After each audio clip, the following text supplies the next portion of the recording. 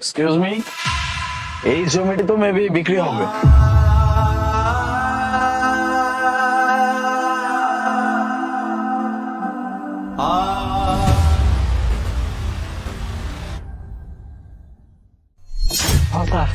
এই জমিটা বিক্রি হবো, আপনি খারাপ, আমি দলিল পত্র নিয়ে আইতেছি। তুমি এখানে? আরে তোমাকে আজকে ডেকেছি একটা কথা বলার জন্য। দেখো আমি খুব একটা বেশি টাইম নিব না, ঘোরাবো না, পেঁচাবো না, ডিরেক্টলি আমি বলছি তোমার সাথে আমার রিলেশন কন্টিনিউ করা সম্ভব না। আমি তোমার সাথে আজকে এখনই ব্রেকআপ করতেছি। এইসবের মানে কি? তুমি ফান করতেছো আমার সাথে, মজা করতেছো তাই না? সিরিয়াসলি আলিফ, তোমার কি এইটা মনে হচ্ছে সাত সকালবেলা তোমাকে আমি ডেকে নিয়ে আসি জাস্ট মজা করার জন্য? শোনো, মজা করার জন্য না আমার হাতে এত টাইম নেই। হ্যাঁ, আমার টাইমের অনেক ভ্যালু আছে। আমি যা বলছি সিরিয়াস বল। আর তোমার সাথে রিলেশন আমি আগে কি করবে? তুমি কি করতে পারছো? তুমি কিচ্ছু করতে পারো না, জীবনে কিছু করতে পারবা। তো তোমার সাথে আমার আর আগানো সম্ভব না। আমার বাবা অলরেডি আমার জন্য ছেলে ঠিক করে ফেলেছে, আর আমি ওই ছেলেকেই বিয়ে করবো।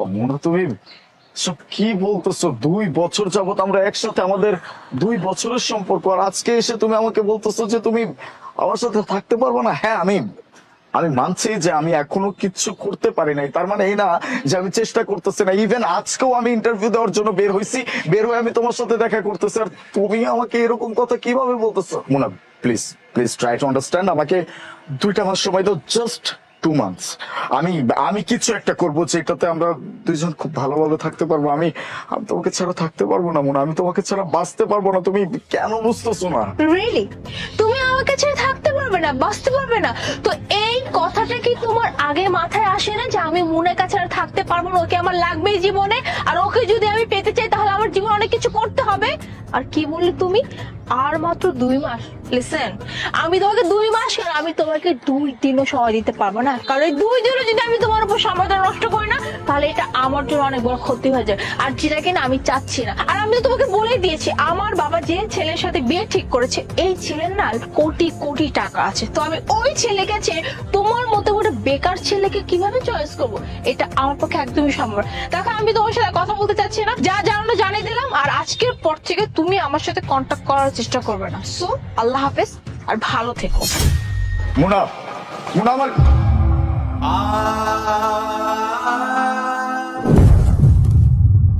তুমি এইখানে কেন? আর তোমার এই অবস্থা কেন? বাই দ্য ওয়ে, ওই লোকটা কি তোমার হাজবেন্ড? উনি আমার স্বামী, ওর সাথে আমার বিয়ে হয়েছে। আর তুমি জিজ্ঞেস করলে না যে আমি এখানে কেন, আমার এই অবস্থা কেন? এই সব কিছুই না আমার পাপের ফল।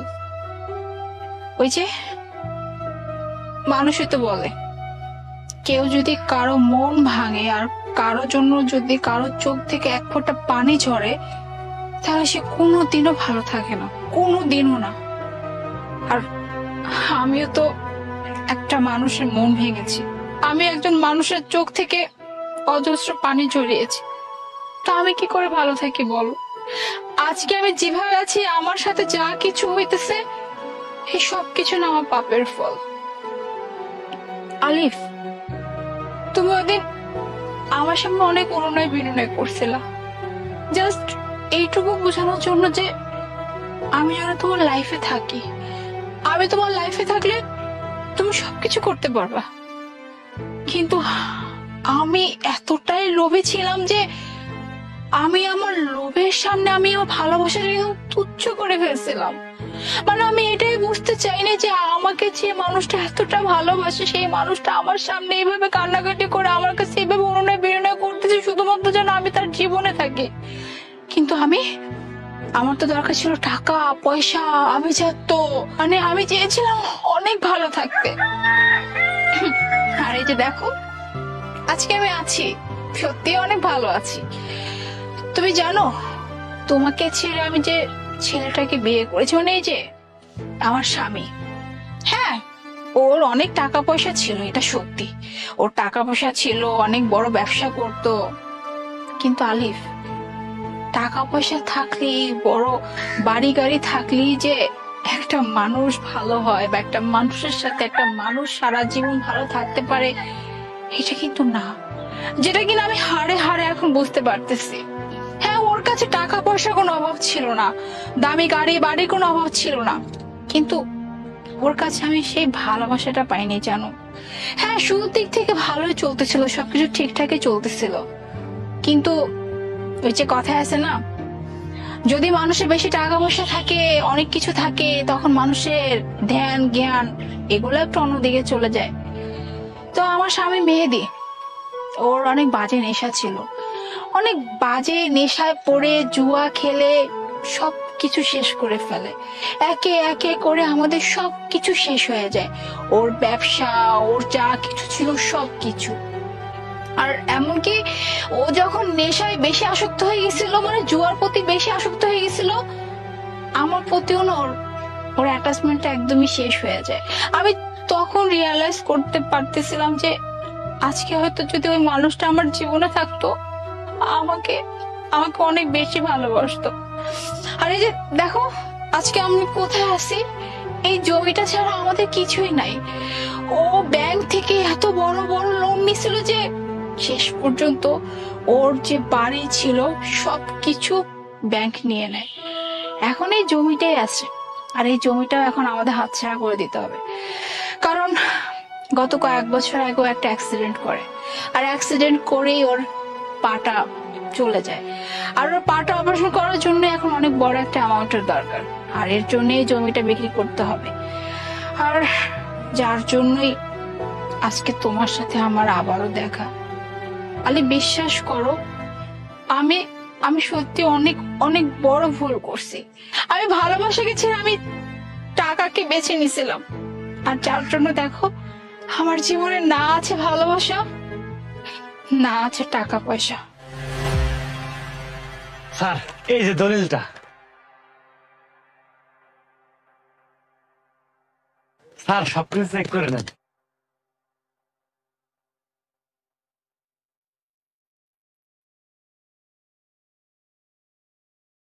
এক কাজ করব, এখানে কিছু টাকা আছে, এটা হচ্ছে অ্যাডভান্স। বাকিটা যখন জমি হস্তান্তর করা হবে তখন আমি আপনাকে দিয়ে দিব। বাই দ্য ওয়ে, আপনারা মেবি এই জমির উপরেই ভরসা করে থাকতেছেন, ভাববেন না যে আমি আপনাদেরকে এখান থেকে উচ্ছেদ করে দিচ্ছি। ইভেন এই জমিতে আমার একটা রেস্টুরেন্ট করার ইচ্ছা ছিল, আমি সেটা করব। এমনকি সেই রেস্টুরেন্টের পুরো দায়িত্ব আপনাদের থাকবে, রেস্টুরেন্টটা আপনারা সামলাবেন। এরপরে প্রতি মাসে সেই রেস্টুরেন্ট থেকে যে প্রফিটটা আসবে সেখান থেকে আমি আপনাদেরকে 20% দিব। এরপর আপনারা কিছু কিছু করে টাকা আমাকে দিয়ে এই জমির যত টাকা আমার কাছ থেকে নিছিলেন সেটা আমাকে ফেরত দিয়ে দিবেন। তাহলে জমিটা আপনারা পেয়ে গেলেন, আপনার চিকিৎসাও হয়ে গেল, আর আমার ব্যবসাটাও চললো। একটা কথা কি জানেন, একটা মানুষের যেমন খারাপ সময় আসবে তেমন ভালো সময় আসবে। খারাপ সময় যেমন পার করবে তেমনি তার জীবনে ভালো সময় অবশ্যই আসবে। তবে আপন মানুষ তখনই আমরা চিনতে পারি যখন আমাদের খারাপ সময়ে আমাদের আপন মানুষগুলো আমাদের পাশে দাঁড়ায়। যেই মানুষগুলো আপনার খারাপ সময় আপনার পাশে দাঁড়াবে সেই মানুষটাই হচ্ছে আসল আপন মানুষ। শুধুমাত্র আপন মানুষ বললেই তো আর আপন মানুষ হয়ে যায় না, ভালোবাসে বললেই তো আর ভালোবাসা হয়ে যায় না। এই সবকিছুর একটা বহিঃপ্রকাশ থাকতে হয়। আমারও খারাপ সময় ছিল, তখন আমার অনেক আপন মানুষ আমার হাতটা ছেড়ে চলে গেছে। আমি ব্যাপারটা মানতে পারিনি, অনেক কষ্ট হয়েছে, নিজেকে সামলাইতে কষ্ট হয়েছে। ঠিক সেই সময় আমার পাশে কোনো একজন মানুষ এসে দাঁড়াইছিল যে আমাকে সাহায্য করছিল। আমার মাথায় একটা ছাতার মতো সে সব সময় ছিল, যার কারণে আজকে আপনার এই অবস্থা। সেগুলো অবশ্যই বাদ দিবেন। ইনশাল্লাহ আশা রাখি আপনাদের জীবন আবার অনেক সুন্দর হবে। তবে একটা কথা সবসময় মাথায় রাখবেন, নিজের আপন মানুষ বা নিজের ভালোবাসার মানুষ তার হাতটা কখনো ছাড়বেন না, শক্ত করে ধরে রাখার চেষ্টা করবেন। ভালো থাকবেন, আল্লাহ হাফেজ।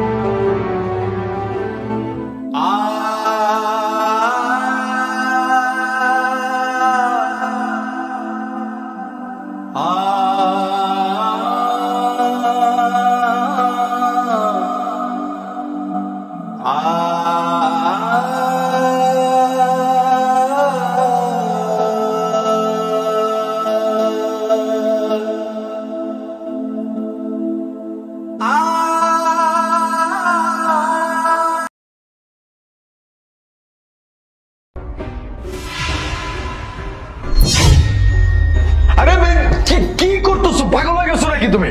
পাগল হয়ে গেছে মানে কি? তোমার এই ফোন আমি জ্বালিয়ে দিব। ফোন চালাই দিব মানে? এই এটা দাম জানো তুমি? আইফোন, এটা 2 লক্ষ টাকা দিয়ে কিছুদিন আগে কিনছি আমি। হ্যাঁ, আমার মাথা একদম ঠিক আছে, আমি একদম ওকে। আর কি বলো তুমি? এটা আইফোন, আর এটার দাম 2 লক্ষ টাকা। লিসেন, এই ফোন 2 লক্ষ টাকা হোক, 4 লক্ষ টাকা হোক, 50 লক্ষ টাকা হোক, আই ডোন্ট কেয়ার। আমি এই ফোন জ্বালাবো মানে জ্বালাবো। এই তোমাদের মেয়েদের বুদ্ধি কি হাঁটুর নিচে থাকে? এটা কি কোনো চাঁদরাতের পটকা পাইছো যে বাজি হিসেবে ফাটায় ফেলবা? আরে 2 লক্ষ টাকা দিয়ে ফোন কিনছি, কেন আমার লস করতে আসছো তুমি? আমি কোনো চাঁদরাতে পটাকা কিচ্ছু পাই না। আমি খুব ভালো করে জানি এটা একটা ফোন, আর এটা একটা আইফোন। বাট আমি এই ফোন চালাবো। আইফোন দাও। আচ্ছা, ফোন কেন চালাবা? কি হইছে?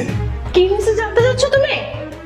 আচ্ছা শোনো, আমাকে একটা কথা বলো তো, 10 মিনিট আগে বাসায় কে আসছিল? কই, কেউ আসে নাই তো। কেউ না, তাই না? 10 মিনিট আগে গিজার নষ্ট হয়ে গেছিল, সে গিজার সারার জন্য লোক আসছিল। গিজারটা অনেক দিন ধরে নষ্ট হয়ে গেছিল, আমি তোমাকে কয়েকবার বলছি, বাট তুমি তোমার কোনো কথা কানেই দাও না। তাই আমি নিজে নিরুপায় হয়ে আজকে ওই গিজার ঠিক করার লোককে ডেকেছিলাম।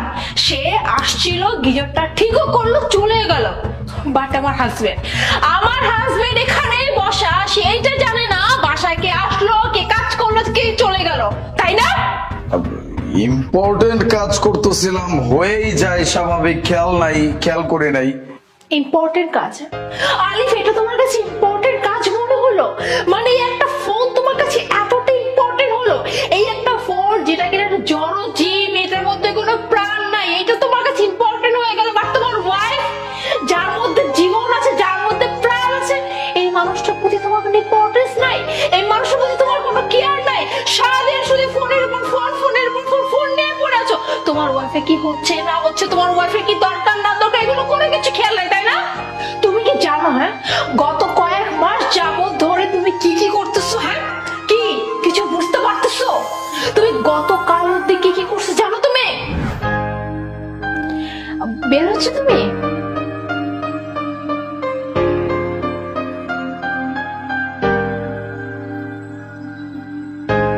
চার্জারটা বলে রেখে গেছিল।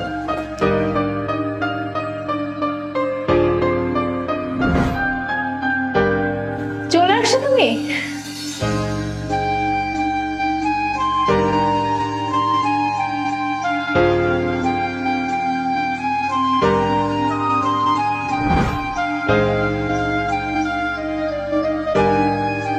এই নাও। আচ্ছা, আরে বলো না, অফিস আজকে কি করলে?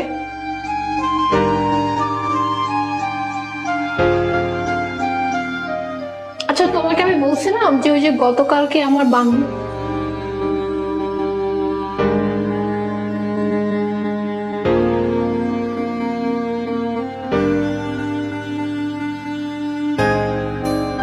কি, আলিফ এসবের মানে কি? হ্যাঁ, এসবের মানেটা কি? সারাক্ষণ শুধু ফোন আর ফোন, ফোন আর ফোন। তোমাকে যদি অফিস থেকে আসার পর জিজ্ঞেস করি, আলিফ তুমি আসছো? হ্যাঁ আসছি। আমি যদি জিজ্ঞাসা করি অফিসে কেমন কি গেল, ইটস ওকে ফাইন। অফিস যাওয়ার সময় পর্যন্ত তুমি আমাকে একটু বাই বলে যাইতে পারো না, সেই সময়টা পর্যন্ত নাই। কিন্তু তোমার এই ফোনের চার্জার যদি তুমি ভুলে রেখে যাও, সেটা মনে করে ঠিকই নিয়ে যেতে পারো। কিন্তু এই কথা তোমার মনে থাকে না যে আমার ঘরে ওয়াইফ আছে, ও তো একটা বাই অ্যাট লিস্ট ডিজার্ভ করে, ওকে তো আমি একটু বাই তো বলে দিতে পারি, তা না? আমার কথা কোনো মনেই থাকে না। কিন্তু তোমার এই ফোনে যদি চার্জ না থাকে, সেটা সাথে সাথে মাথায় চলে আসে না, আমার ফোন তো চার্জ শেষ হয়ে গেছে, আমাকে এক্ষুনি চার্জ করতে হবে। কিন্তু আমার ওয়াইফের যে কোনো কিছু প্রয়োজন, আমার ওয়াইফের যে কোনো কিছু দরকার, এটা তোমার কাছে মনে থাকে না, তাই না? এই ফোনটাই তোমার কাছে এত ইম্পর্টেন্ট, তাই আমি ঠিক করছি এই ফোনটাই আমি জ্বালাই দিব। আমি বুঝতে পারছি তুই আমাকে কি বুঝাইতে চাচ্ছ। আমি এভাবে কখনোই ভেবে দেখিনি যে আমি তোমাকে ডে বাই ডে এরকম হার্ট করে যাচ্ছি। এই ফোনই আমি আর চালাবো না। আজকের পর থেকে আমি তোমাকে টোটাল সময় দিব। আমি বাসায় অফিস থেকে আসার পরে আমি তোমার সাথে গল্প করবো, একসাথে বসে খাবো, তোমার খোঁজ খবর নিব, সবকিছু। আর যেদিন আমার অফ ডে থাকবে, তোমার কাজে আমি হেল্প করবো। হ্যাপি? আমি ওটা ফেলে দিলাম। আমার বিপি তো পুরো হাই করে দিছিল। তবে একটা কথা, ওই যে বললা যে তুমি আমার বাসার কাজে হেল্প করবে, এইটা ভুললে কিন্তু চলবে না। ঠিক আছে।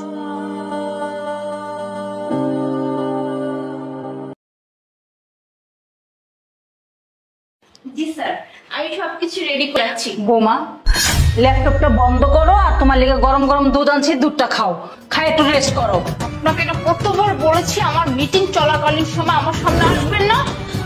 Sir just a minute. এই আপনার সমস্যা কি? কতবার করে বলেছি আমি যখন মিটিং এ থাকবো তখন আপনি এসে আমাকে ডিস্টার্ব করবেন না। আরে কাজটা তাহলে বন্ধ রাখো না, দরকারটা কি কাজ করার? এই এত সেবা তো আমি আপনাকে করতে বললে দুধ নিয়ে আসছেন। যত সব কে বলেছে যে আমার এত যত্ন নিতে? আমি কি আপনাকে বলেছি যে আমার এত যত্ন নেন, এই করেন সে করেন? হ্যাঁ, আপনি জানেন আপনার জন্য আমার কতগুলো মিটিং নষ্ট হয়েছে। বোমা, আমি তোমার ভালোবাসা, তোমার জন্য গরম দুধ নিয়ে আসলাম আর তুমি দুধটা এমনি করে ফালাই দিলা। দেখেন এত ভালোবাসার আমার কোনো দরকার না। আপনার ভালোবাসার জন্য না আমার কাছে প্রবলেম হচ্ছে, তাই আপনি এখান থেকে যান। বোমা,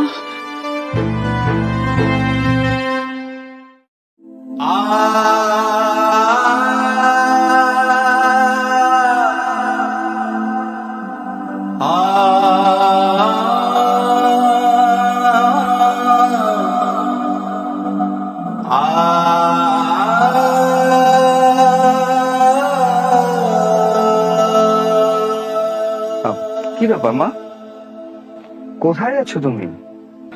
ভাবছি কি দোলার বাসা থেকে 2 দিন বেড়ে আসবো।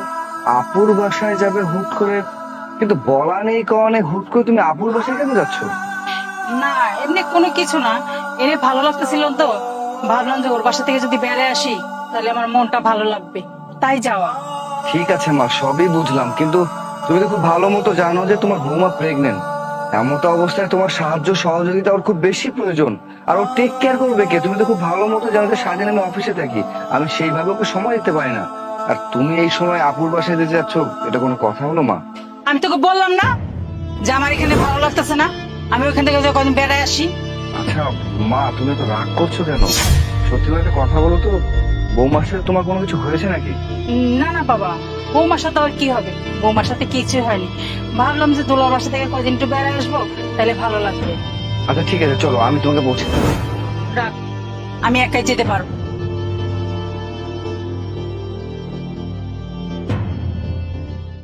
জন জন, মাকে তো কোথাও খুঁজে পাচ্ছি না। আমি তো এতক্ষণ যাবত অনেক খুঁজলাম, কিন্তু মা কোথায় গেছে? মাকে কোথায় পাবো বলো তো? আমি তো অনেকক্ষণ যাবত খুঁজলাম, কোথাও পেলাম না মাকে। আচ্ছা এই কথা, মা কোথায় গেছে তুমি কোনো কিছুই জানো না? না, আমি সত্যি জানি না মা কোথায়। আমি তো বড় বড় মাকে খুঁজে আসলাম, মাকে কোথাও পাচ্ছি না। সত্যি করে একটা কথা বলতো, তুমি মায়ের সাথে কি করছো? হ্যাঁ, কি করেছো মায়ের সাথে? কি বলতেছো তুমি এসব? আমি আমি মার সাথে কি করবো? আমি তো মার সাথে কিছুই করিনি যার জন্য মা কোথাও চলে যাবে। আমি সত্যি বলতেছি। দেখো মুনা, মা আপুর বাসায় গেছে, তাও কোনো কিছু কাউকে না বলে। আমার কেন জানি মনে হচ্ছে যে তুমি মায়ের সাথে কিছু একটা করেছো, নাহলে তোমার সাথে মায়ের কোনো কিছু একটা হয়েছে। দেখো সত্যি করে খুলে বলো কি হয়েছে।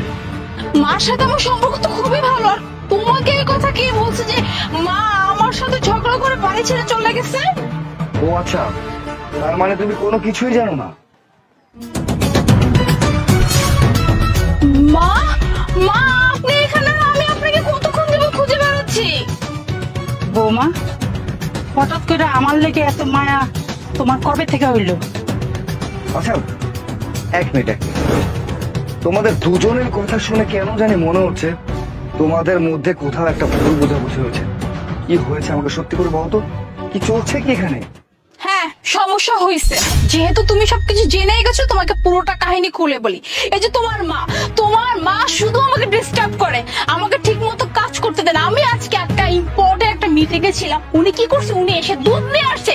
আমি বলছি মা আমি এখন দুধটা খাবো না, আমি পরে খাবো, আপনি এখান থেকে যান, আমি মিটিং করতেছি। না, সে শুনলো না তো শুনলোই না, সে আমাকে দুধ খাইলেই ছাড়বে। এখন তুমি বলো, আমার ইম্পর্টেন্ট মিটিংটা তার জন্য নষ্ট হচ্ছিল না? তাই আমি তাকে অনেক কিছু বকাঝকা করে বাড়ি থেকে বের করে দিচ্ছি। মুনা, এসব কি? তুমি মায়ের সাথে এই ধরনের ব্যবহার করেছো? এটা তোমার কি ধরনের আচরণ? না না মোনা, তুমি যে কাজটা করছো তুমি একদম ঠিক করোনি। এটা করা তোমার একদমই উচিত হয়নি। দেখো মোনা, তুমি প্রেগনেন্ট, আর একটাবার ভেবে দেখো তো, কাল তোমার ডেলিভারি হবে, তোমার বাচ্চা হবে। কাল যদি তোমার বাচ্চা তোমার সাথে এই ধরনের আচরণ করে, ঠিক তোমার কেমন লাগবে? আরে তুমি তো প্রেগনেন্ট, এই অবস্থায় মা তোমার খেয়াল রাখছে, এতে তোমার খুশি হওয়া উচিত। তা না করে তুমি মায়ের সাথে দুর্ব্যবহার করছো, তার সাথে এই ধরনের আচরণ করছো। লজ্জা করলো না তোমার এসব করার আগে? মা আপনি আমাকে ক্ষমা করে দেন মা। আমি বুঝতে পারিনি যে আপনি আমার কথা ভেবে, আমার বাচ্চার কথা ভেবে দিন রাত এত যত্ন করতেন, আমার এত দেখাশোনা করতেন।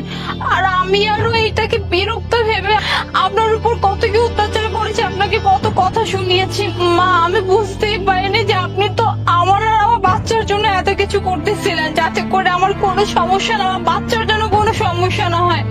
মা প্লিজ মা আমাকে মাফ করে দেন। বৌমা, তুমি তো আমার ছেলের বউ না, কারণ তুমি তোমার মেয়ে। আমি তো তোমার আমার মেয়ের মতো জানি, তাই মাপ চার কোনো দরকার নাই বৌমা। দেখেছো, মা তো মাই হয়। আজকে তুমি ওনার সাথে যে ধরনের ব্যবহার করেছো না, এতে উনি অনেক হার্ট হয়েছে, উনি অনেক কষ্ট পেয়েছে। ওই কথাই বলে না, ছেলে মেয়েরা মায়ের কাছে যত বড়ই অপরাধ করুক না কেন, দিন শেষে মা সেটা ক্ষমা করে দেয়। আর দেখেছো, আমার মা ঠিক তাই করেছে। তুমি যেমন ব্যবহারটা আমার মায়ের সাথে করেছো না, এটা তুমি ঠিক করোনি, এটা অনেক বড় ভুল করেছো। ফার্দার এই ধরনের ভুল আর কখনোই করবে না। হ্যালো স্যার, জি আমি শুনছি। হ্যালো, স্পিকারে দিন। হ্যাঁ জি, শুনতে পাচ্ছি। দেখুন, আপনি আমাদের কোম্পানিতে কাজ করার মতো যোগ্যতা রাখেন না। আপনি আজকে যে ব্যবহার করেছেন, আমরা ভিডিও কলে সেটা স্পষ্টভাবে দেখতে পেয়েছি। আমাদের কোম্পানিতে অনেকগুলো ক্লায়েন্টের সাথে কথা বলতে হয়, তাদের সাথে মিটিং অ্যাটেন্ড করতে হয়, বাট আপনি আপনার নিজের লোকের সাথে যে ধরনের ব্যবহার করেছেন, আমার মনে হয় না আমাদের কোম্পানির যেসব লোকজন আছে তাদেরকে আপনি হ্যান্ডেল করতে পারবেন। সো আজকের পর থেকে আপনি আর আমাদের কোম্পানির সাথে কোনো রকম যোগাযোগ রাখবেন না। আপনাকে আমরা ফায়ার করছি। স্যার স্যার প্লিজ স্যার এমনটা করবেন না স্যার, এই অপরচুনিটি থেকে আমাকে বাদ দেবেন না স্যার। আমি তো অনেক ভালো কাজ করেছি স্যার, আর আমি আমি আমি কথা দিচ্ছি স্যার, আমি আর খারাপ ব্যবহার কখনো করবো না sir. Sir sir hello sir. দেখেছো না, তোমাকে আমি বলেছিলাম না, যে মানুষের সাথে খারাপ আচরণ করবে তার সাথে খারাপ কিছু হবে, ভালো কিছু কখনোই হবে না। তুমি যেমন কর্ম করবে ঠিক তেমন ফলটাই পাবে। আজকে তুমি মায়ের সাথে যে আচরণ করেছো, তাতে মা কষ্ট পেয়েছে। তুমি যেটা করেছো তার ন্যায্য মূল্যটা তুমি পেয়েছো। মা মা আপনি প্লিজ আমাকে মাফ করে দেন মা। আর আপনি আমাকে বরদোয়া দেন না মা, আপনি যদি আমাকে বরদোয়া দেন আমি একদম শেষ হয়ে যাবো মা। আমি মানছি আমি আপনার সাথে অনেক অন্যায় করেছি, প্লিজ আপনি মনে কষ্ট নেবেন না। আপনি মনে কষ্ট নিলেও না আমার উপর বরদোয়া চলে আসবে, আমি একদম শেষ হয়ে যাবো মা প্লিজ। না না বৌমা, বললাম না তোমার মাপ চাইতে হবো না। আরে তুমি তোমার মেয়ে, মেয়েকে কখনো মার কাছে ক্ষমা চায় কও? আমি মাফ করে দিছি বৌমা, তোমারে ক্ষমা করে দিচ্ছি।